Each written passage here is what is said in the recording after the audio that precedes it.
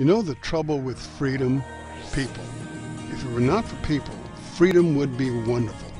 A tragic but illustrative example of this truth was observed on 9/11. Individuals who were free to act within the boundaries of our American freedoms were enabled by the very liberties they despise to commit their heinous acts of murder. Thousands of innocent people lost their lives because those people were at liberty to act in a manner that completely violated the rights of others. Unfortunately, there are others in this country today planning similar acts of destruction and violence, and they will do so without a moment's hesitation. We are faced with an implacable enemy. They refuse to negotiate. We cannot communicate with them because they do not understand what motivates us, and most of us do not understand what motivates them.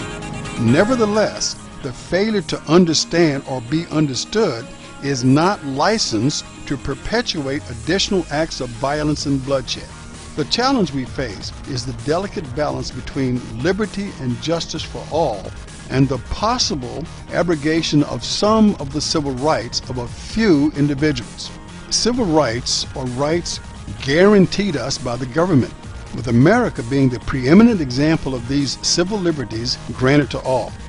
While not perfect, America still guarantees to its citizens the unparalleled liberties of an unmatched Constitution. Human rights, as distinct from civil rights, are rights granted by God.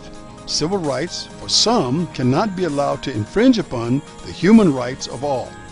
Political correctness as a doctrine would imply that it is preferable to sacrifice the human rights of all rather than violate some fallacious position that the civil liberties of a few transcend the human liberties of all.